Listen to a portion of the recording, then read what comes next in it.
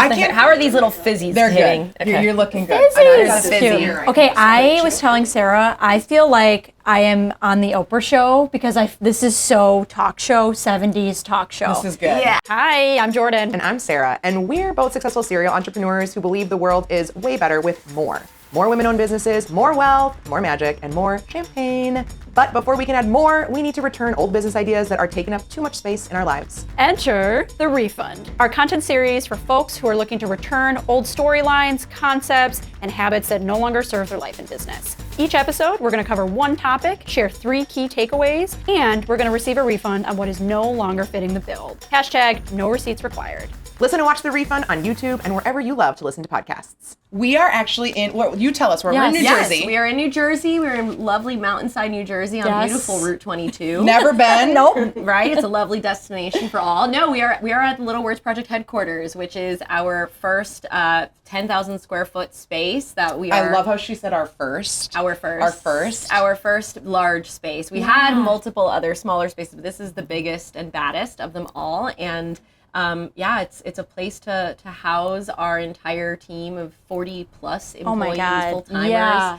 And then we actually, I didn't get to say this when we were giving you the tour, but we actually rented space next door, another 5,000 square foot space for our manufacturing. So we do have some on-site manufacturing. Amazing. So badass. Did you not? When I walked in, I immediately thought like, oh, this is an empire. Like this is an empire that's like I'm in the presence of like an empire. Because all 3 of us met at a trade show 5 years ago. 5 years ago, BC before COVID. BC before COVID. And it's amazing to see how much can change in 5 years. Wow. And like, this space is like, oh, this is an empire. Yeah. This is a woman who has created a business that hires 40 people. That's incredible. No, it's definitely, thank you for saying that. I feel like we're growing more than an empire, really a community of women, and some men now have joined the team, allies, albeit our husbands, but they're here and they're great. the right ones. Yes, like, they're the right ones. Oh yeah, right? I always say that I don't think I could have ever afforded the caliber of guys that we got, as far as one, who they are as people. They're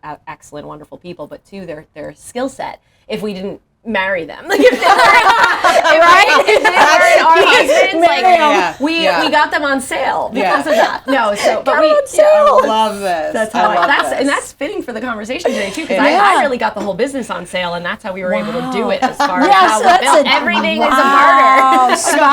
Spouse on sale. I love that. That's the perfect tee-up. So what we're talking about today, we're refunding the concept that you need to have funding to start your business. Right. And that's not what you had. You've started a fantastic community, an empire, just a really cool story that's empowering. It's so much more than just bracelets and necklaces and fun, cute little like trinkety things that you want to have around your house. It's a larger story, and you did that without, I would maybe say, a traditional funding path, or like a VC or an angel investor additional funding that wasn't involved in an outside person. Yeah. What was that like? Tell us the story about getting where you are today, specifically around funding and how you financed this. Sure. So I started it with $5,000 in, that I had built up over my time in college working at like Anthropologie and Ralph Lauren. Like I was a retail girly, and I saved my coins. And when I decided I wanted to do this, I honestly actively chose something that was a little bit lower lift as far as what the product would look like. And I went with that traditional beaded bracelet, friendship bracelet look, because 1, it was accessible. 2, it was affordable, and 3, I knew how to do it. And it really was always just a vehicle to the bigger picture and the bigger story, as you alluded to, and that is that community building piece. So it was just the vehicle to get me that piece, which was, the bracelets are all about inspiring kindness and self-love. You wear them for as long as you need them, then you're supposed to pass them on, and you can track where they go using the code on the tag. So it's this really I did not know that, and I feel like such an a-hole. No. But I looked and I was like, oh my God, so smart. She put her SKUs on the tags, and then I was like, wait a second. Isn't that so fun? Yeah. It is so thoughtful. Thank you. So it's incredible. You know what? That was the piece when I had come up with that piece of the traceability and the bracelets having their little codes. That was like one of those shot out of bed moments where I was like, oh my gosh, that's going to be the thing that sets this apart. And that's going to be what makes it possible. And so I knew that I didn't need it to be the fanciest looking design product. It could literally just, as long as it had this X factor, it could go places. So it really was, a very thoughtful way of creating, bringing a product to market. And, my background was in marketing prior to this, taking this leap of faith at 23 years old. And so I knew that what I needed to focus on was the marketing piece. Like, how are we going to tell the story? And also, what elements do I need to get this product stood up live, and how much is that going to cost me? And I really just went down this hole of, well, it's really got to be, I need a video, like a campaign launch video that's going to kind of help tell the story. I need it to be a website and not your traditional Etsy selling page, because it needed to live with the concept attached to it. And I needed some basic level photography that I could do on my iPhone. Instagram had just started at the time. Like, what year was this? 2013. 2013. Yeah. Okay. So we're going on 9 years in business in this November. I do want to say half of businesses don't even make it past the 5-year Especially mark. in retail. And women-owned businesses barely make it, and you're about to leave into the decade mark. So that's a stat, right? Thank you. I think about that often, that statistic, that most businesses, I think it's like 80% of businesses fail before they hit 5 years. And the percent of the ones that do make it, it's like 2% are women owned. It's like insane. Yeah, it's horrifying. I also might have just totally invented those numbers. So we're going to fact check. Yeah. Fact check that. But I do know. Let's just clarify, we don't have a fact checking team, so somebody just needs to fact check for us and let us know. We'll send you product. You can DM us. Yeah. Thank you. Thanks. We've been making up stats. Referencing fact checks We're numerous we times. think it's so 20%. We're going to have to figure this out. Speaking of women, they're throwing shit at the wall to see what sticks. Yes. We'll figure this out. Right. Correct. If anyone's going to, it's us. So basically knowing that I needed to have that whole piece, that's where that the 5,000 was just it's just what it added up to being. It wasn't even like, oh, let me intentionally only spend $5,000. It just added up. The website, and I say I got it on sale because I had a friend who was just breaking into the website creation industry, so she did it for like close to nothing. Then I had another friend who was a videographer. He did it for close to nothing. I had my models were all my sorority sisters at the time. They did it for actually nothing. This is like that Avengers team, our A team we've just been talking about. Like, you really need to curate your A team. Yeah, They're the people that are going to help you figure your shit out. 100%. And make it happen. 100%. And then I luckily, I launched it, I guess this was more strategic than luck, but I launched it November 11th of 2013. And the idea was, 11/11, and we're here, make a wish. Yeah. And in a month, we were profitable because it was right before holiday. And I intentionally was like, we have to make money quick, so let's launch it as soon as possible, close to the holiday. So that was it. We were profitable that month one.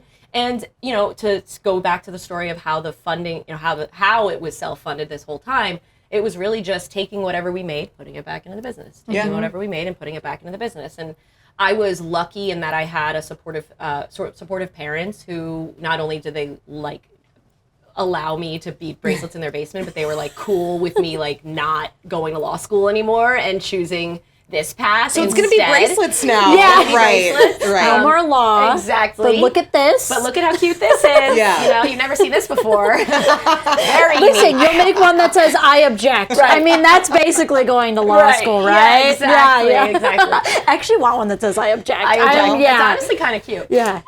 We know someone. Yeah. Yeah, we're also going to have some that millionaires. I think we decided millionaires is our millionaires. I had someone order EBITDA, which I thought was the funniest and That's cutest amazing. thing. I don't know what that is. Earnings before interest or income depreciation tax and something. Literally, we talked about this earlier, how I messed that up because I was comparing my pre-tax salary to what I pay myself now, and so that's why I didn't know that. The EBITDA is important because it's what you truly take home. Right. Which is what I missed. Yeah. Oopsies. In a good way, though. I met my goal early. I was goofing up on the right. Yes. It was the right. Good mistake. We love a good mistake. So it was really just about that intentional growth that, we were very cautious about every decision that we had to make. We still are very cautious. We grew very, it was a year over year doubled, trajectory. So every year we essentially doubled our revenue from the year prior. I didn't start paying myself until 2016, I want to say. now husband, then boyfriend, and I moved into a studio apartment, after the basement. It was a studio apartment back in 2015, I want to say. And that's where, again, like we were just creative. Everything was about creativity. I did everything from the start. I very rarely brought someone else on until I knew that I needed the help. There were no more hours in the day. So it was very like concerted, intentional action that enabled us to be really, really lean and really, really smart often and early. Whereas sometimes I do feel that when you do go the traditional funding route, you might be a little bit more like trigger happy to like go after, the bigger risks, and a little bit more just like willing to try. The safety net is different. Safety net is different. Risk assessment exactly. is different. And sometimes bringing those people on and it almost like it intentionally, it allows you to grow quicker, to grow bigger quicker.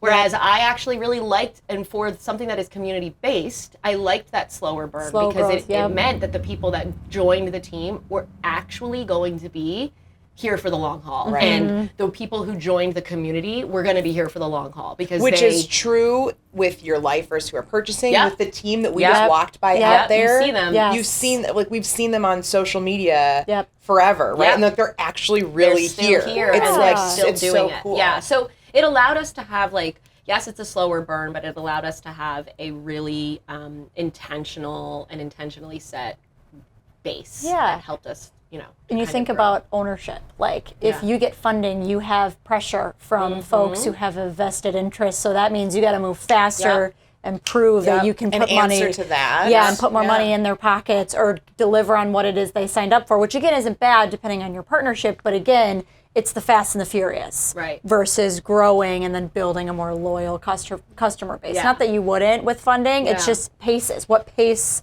are you growing at? And are you okay with giving up equity? Yeah, and for taking on that financial risk if you're taking a loan out. Yeah, and at the beginning, I maybe would have been more open to giving up equity than I am now. Now it's like a lot more expensive to me because I'm still 100% owner of this business. Amen. Yep. Which is crazy and exciting. And in the beginning, I might have been a little bit more willing to, but I think a large part of the reason that I didn't go the funding route in the beginning was because I was scared. I was very intimidated by it. I mean, not for nothing, but when I would show this product to people in the very beginning, this was a different time. People were not wearing these bracelets. It was like literally only campers from like back in the camping days. Did you make these friendship bracelets? Friendship bracelets. Yes, it was a nostalgia to it. Exactly, and that's what another piece of why we went this direction was that nostalgia. But I had friends telling me, "You're literally not going to sell these. You have to do something a little like the gold-plated, bars that you can do like the stamping on. Like that was all the rage. That was a trend. Right. Yeah, you can't chase the trends. It's got to be more than a product. And I love that you said you're a community first because in retail and fashion, you are chasing designs, you're chasing trends, and you're chasing a community. And like, doesn't matter what styles go in and out, like you have a community and like, that's what matters. It's not always just pushing product. Yeah, and thank you for saying that. And I do feel that very strongly about that and what we've been able to build over this, almost decade now. But it's exciting to see that not only was the style not a thing back then, but like, this movement of, granted, the women's movement has been around for decades, obviously, but I do feel like we've been on this wave now since, I started this before, Me Too, before the Clinton campaign, and I'm with her, and before all of the things that have happened where women, I just feel like we've been on one. Yeah, we are on one. Yeah. And we are getting what we want in this life nowadays, and that wasn't always the case, and it feels like it was yesterday to me, but really almost a decade is a very long time for the culture to shift, and I do feel like it's shifted in my favor in that it's shifted with the business. And so 9 years ago, I could never have walked into what would have then been a boardroom filled with maybe men, maybe some women, whatever it was, and feel confident to be like, hey, I need millions of dollars for this product. They'd have been like, who the But now, having those conversations or entertaining those conversations or those thoughts feel a lot more attainable. And I think that, what you achieve in life is largely attached to what you believe you can achieve. And one thing I've always felt is that I can do it. I can do anything I set my mind to. And I've always felt a block around raising money. And I don't know if that was God, the universe intentionally saying, this is not the time. Now is not the time. Build value, build value, build value, and then go seek that help if you need it. Yeah.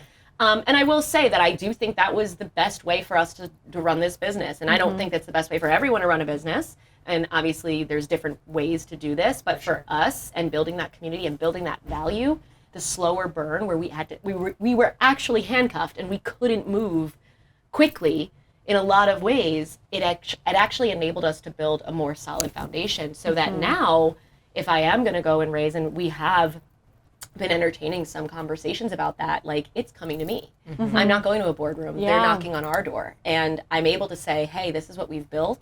And all on this product, it's like this mind-blowing moment for these people who we're talking to. And I just think that's something that I'm very proud of. And I do think, for anyone listening, if they are interested in starting something, but they feel afraid to go that traditional funding route, it is possible. And that story isn't told enough, I don't think. Totally. Well, VC is sexy. Everybody wants to talk about VC, and it's like not as sexy as you think. Yeah, no. Well, especially we talked earlier, I don't think we need to fact check this one, but less than 2% of VC money, trillions of dollars total are invested. Less than 2% are going to women and people of color combined in that 2%. Right. That's just the stupidest statistic I've ever heard. Yeah. That makes me so mad. It makes no sense. It doesn't add up. But actually it does add up because who's divvying out those dollars? Correct. Right. Absolutely. And what a fuck you to the VCers who you couldn't get a meeting with, and they're coming to you and you're like, I get to pick. I get to pick. I get to decide this is how much I want or whatever it is. I wouldn't go that far. I'm putting it out there. You will. I thank you. I agree, and I feel that way. I do. I feel much more expanded around this concept, and as far as what I think I'm capable of, and what I believe in, and what I do believe I'm worth, and. Even though, right now specifically, as far as the way the world is going, it's not the time to raise money. Multiples are Wait, what's going on? Is something going on? Yeah. Let's not talk about it. I just want to pretend like everything's fine. I'm going to have a drink later. We'll talk about it. A lot of drinks. Oh my gosh, we have not enough drinks.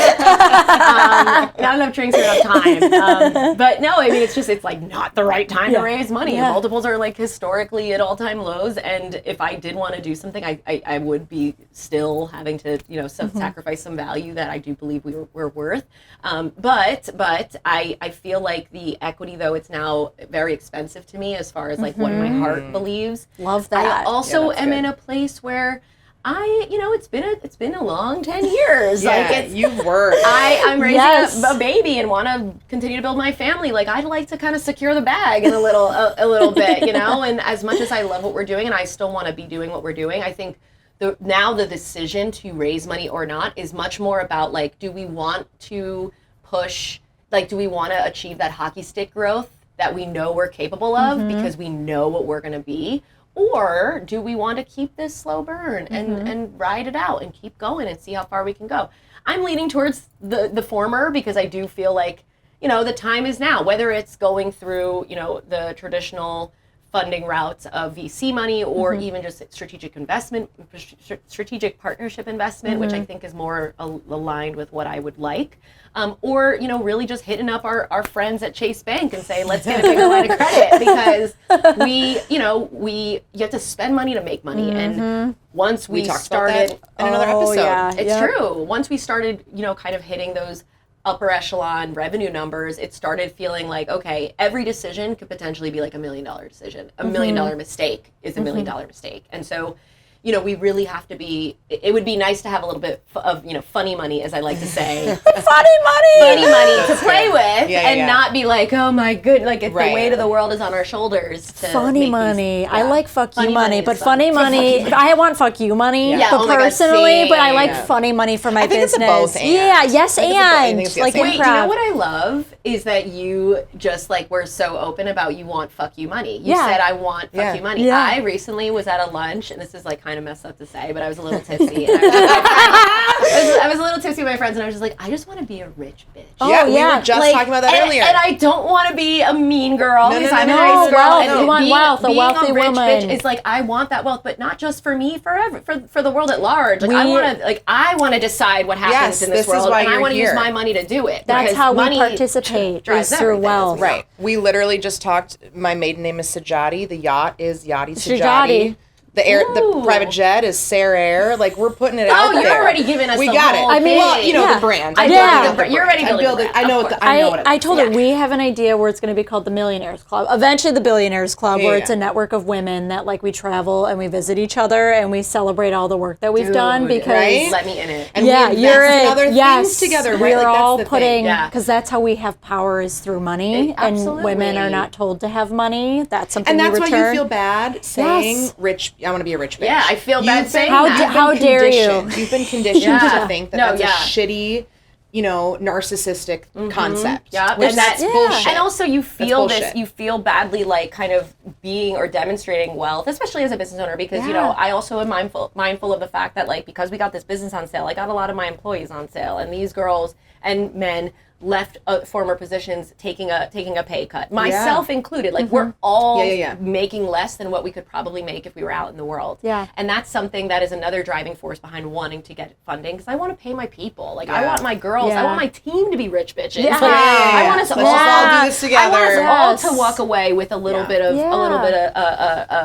money, of cushion, and I think ultimately, it's just that's hard, and you have to be mindful of the optics of that, and you have to be mindful of what you say and where you say it and how you say it and who you say it to, and so it's there's so many things at play, and it's largely driven by that masculine energy of like what you should and shouldn't feel as a woman, and want as a woman, and God forbid you want to be a rich boss ass financially bitch independent woman.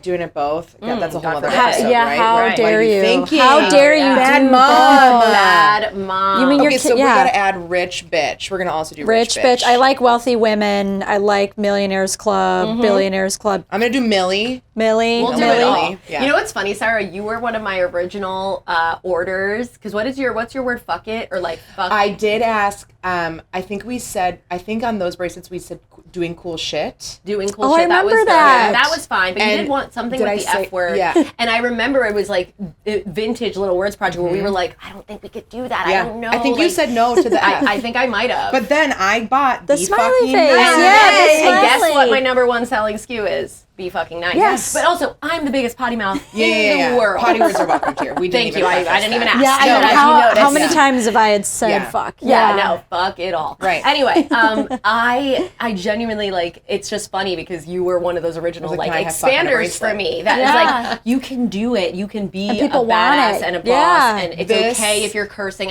Listen, I've got customers who got upset who were like, I don't want to see this. That's not what you guys are. You're supposed to be nice. But I'm like, you can be the nice girls.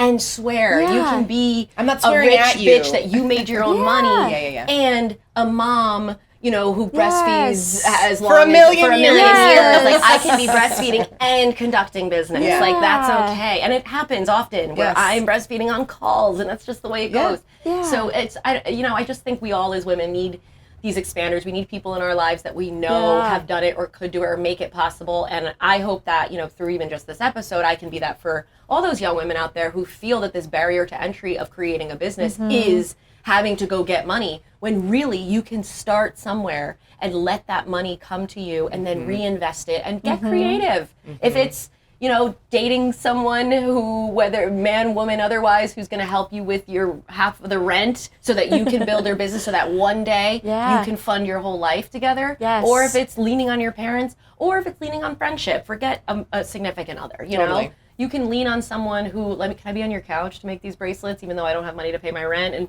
whatever it is, there are ways to do it, and they don't even have to be that extreme. Like, genuinely, you can have a low entry price point product that you can sell a ton of and make good money on that. Yeah, even a service, too. A service where you have no overhead, you have no inventory, you don't have to worry about a supply chain, just start. Start, and you know what? If you're sacrificing sleep in the beginning, then you're sacrificing sleep. Right. If you have to have a full-time job, I had a full-time job. That's the other piece of this. You worked full-time until you were like, I'm ready to take the leap. So you don't have to just quit your job. Like, you can do it slowly. I think that's something I hear a lot is like, quit your job and start. It's like, you don't have to. If you're worried about the financial aspect of it, work, and then you'll find time for it. Yeah, I was coming home at 7 o'clock from the city, and I would work from 7 to 2 a.m., and then on the bracelets, and the same thing the next day. And I spend my weekends doing it. Now, you do have to sacrifice something. Right. You have to sacrifice probably me time, and probably family time, and probably friend time. I mean, I tell my friends every day, don't worry, I promise you, I'm gonna stop being a shitty friend in like 5 years. Yes. Oh my God. Give me Yes. 5 season, years. right? It's a season. And I think that we get in this mindset that it's going to be forever and then burnout happens and you quit. Like you can't see that this is just a season. You don't have to hustle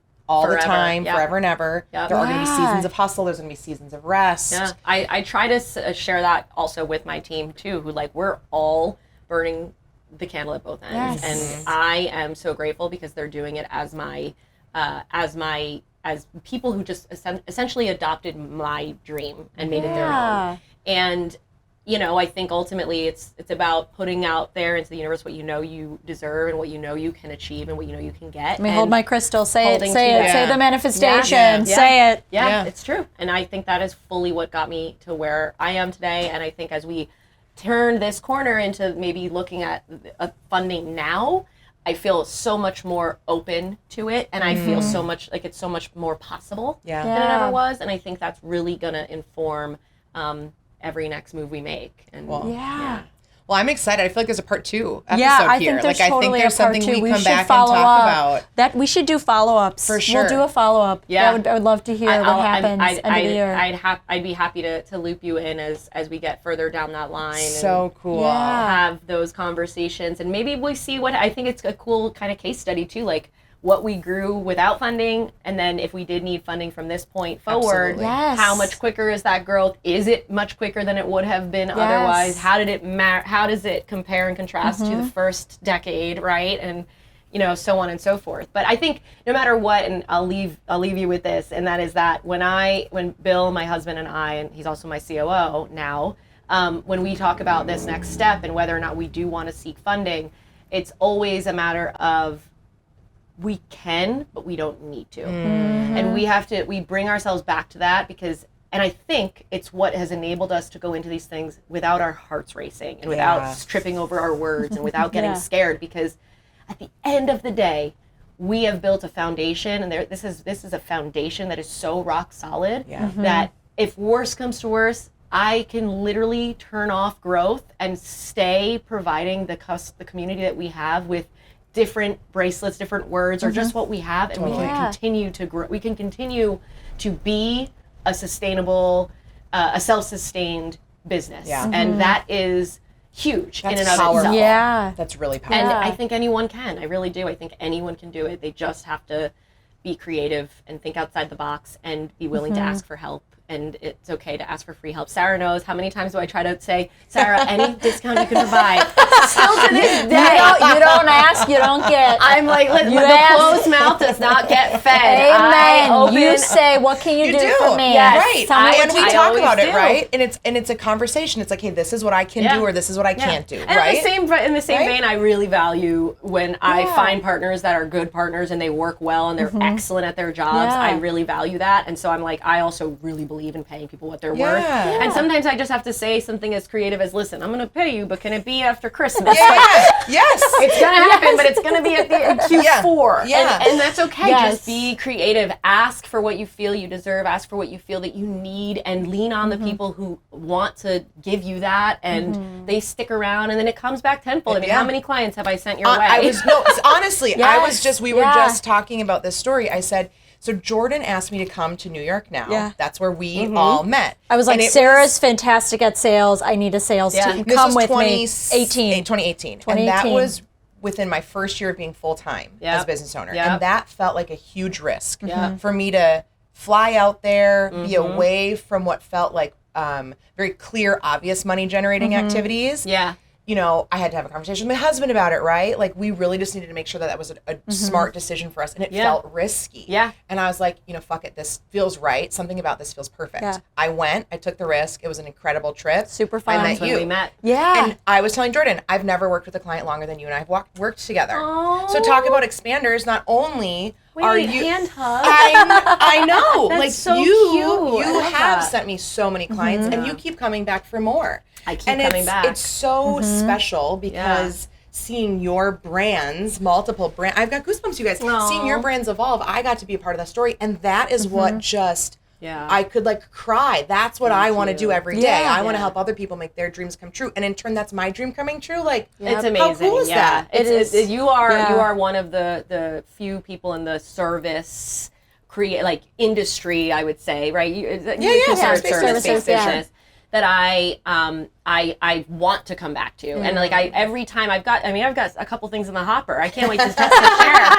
I've got I'm waiting for prototypes to come to me so I can be like, I've already been using your name in these conversations. All right, so Sarah is going to work on, like, you're a part of my team already. Like, I've booked you. I love it. Before I send them over, because you've done that. And I just think that, it's all about relationships and community building and being true to your inner voice. And if that is, hey, I want to be kind, which it should be, but if you lead with kindness, don't be a dick. Don't be a dick.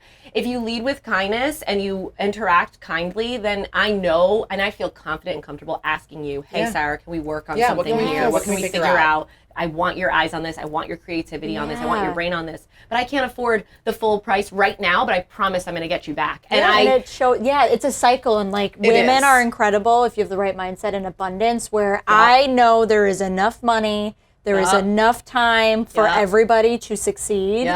And that's an example of it. You know the people that you're willing to say yes to that scenario. There are people that are clear, like, I'm not going to say yes to that ask from everyone, right? There's a reason, There's a reason. Yeah, absolutely. And I love that you just brought up abundance, because that's exactly how I lead. I lead from a place of complete abundance. Yes. There's enough for everybody. There's enough for everyone. I don't care. I mean, I've had young women come up to me with having created products that look just like mine, saying, you inspire me and whatever. And rather than walking away from them, I've put them to, I sell them in the store. I literally am like, you know what? This appeals to my younger demo.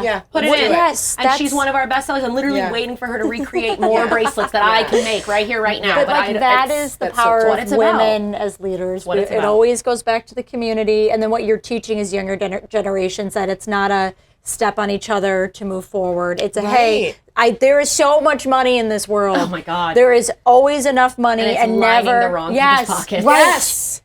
There's so much money. It's a convenient issue, right? It's convenient that we have had to really do that abundance mindset work. It's so Somebody true. told us that. Right? 100%. And now which is shitty. But now we know how to do it, and we're a force to be reckoned with. We pay it forward. And we pay it forward, just always. like your little words. We always pay it forward. You are remarkable. This is your story is remarkable. We will make sure that we link to the website where they can learn about you, where they can hear your you on the podcast, you where have they can hear how to donate money to support some of your causes. You do it. Just go to Sarah's page where she talks about all the things go to Sarah's site where she talks about all the brands that she's come up with as far as the design piece, and that's where you'll find all of my. In theory, right. No, but talk about being self-funded. Actually, Adriana funded my business. That's your funding. She is an investor. This is your investor. And guess what? I funded myself. And imagine that life cycle. You can actually not fund you can fund yourself and also fund other people and fund your business, but help other businesses thrive because you don't need big pocket money to back you. You don't need it.